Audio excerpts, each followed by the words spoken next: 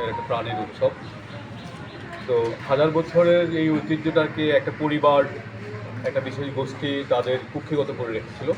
তো এইবার বহু বছর পরে প্রথমবারের মতো একটা প্রাণের উৎসব হয়েছে, যেখানে আমাদের শ্রেণী, পেশা, জাতি এবং ক্ষুদ্র নৃগোষ্ঠী সব সংস্কৃতির বহুপাক্ষিক একটা বহুত্ববাদী উৎসব পালন হয়েছে।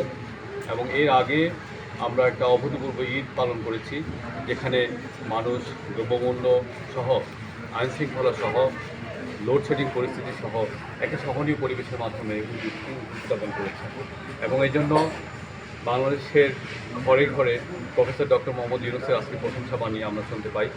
স্যার যেই সংস্কার কার্যক্রম শুরু করেছেন এবং একই সাথে সরকারের এবং প্রশাসনের কর্তা ব্যক্তিরা যেই নিরলস পরিশ্রম করছেন, সেই পরিশ্রমের সুফল আজকে বাংলাদেশের ঘরে ঘরে পৌঁছে গেছে।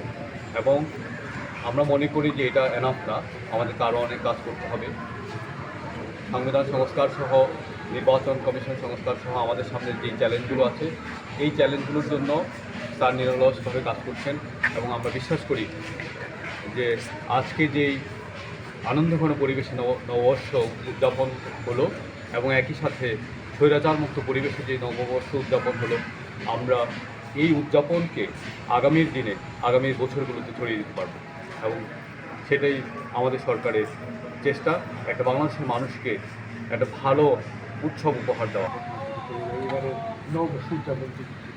এর বাইরে সতর্ক আছে এবং আমরা জানি যে দেশে বড় ধরনের কোনো ঘটনা ঘটেনি, বিচ্ছিন্নভাবে দু একটা ঘটনা বিভিন্ন জায়গায় ঘটেছে, কিন্তু সার্বিকভাবে যেই পরিবেশ, এই পরিবেশে আমি স্বস্তি এবং আনন্দ প্রকাশ করছি। এবং আমি মনে করি যে ডক্টর মোহাম্মদ ইউনূস আমাদের যেই উৎসবগুলো পালনে, আপনি দেখেছেন গতকাল উনি আমাদের বৌদ্ধদের উৎসবে গিয়েছেন এবং সেখানেও অত্যন্ত আনন্দঘন পরিবেশ ছিল এবং আমাদের পুলিশ বাহিনী সহ আইনশৃঙ্খলা বাহিনীগুলো সর্বোচ্চ রকম তৎপর রয়েছে।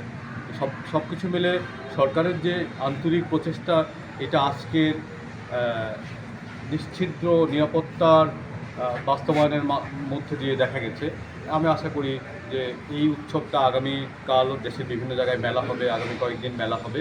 আমি আশা প্রকাশ করি যে এই মেলাগুলো অত্যন্ত সুন্দর এবং সুশৃঙ্খলভাবে এবং নিরাপত্তা ঝুঁকি ছাড়াই সম্পন্ন হবে। নববর্ষ, সবাইকে শুভ নববর্ষ। আমরা গত 17 বছর অবরুদ্ধ পরিবেশে নববর্ষ আমাদের মাঝে এসেছে, আবার চলে গেছে, কিন্তু বছরগুলো আমাদের জন্য আসলে সে অর্থে নতুন বা নব কিছু আনতে পারে। এবারের নববর্ষ একটা মুক্ত পরিবেশ, এবং এই মুক্ত পরিবেশ ফিরিয়ে আনবার জন্য প্রায় 2000 মানুষ শহীদ হয়েছেন, জীবন দিয়েছেন, হাজার হাজার মানুষ আহত হয়েছেন, নানা রকম ক্ষয়ক্ষতির শিকার হয়েছেন।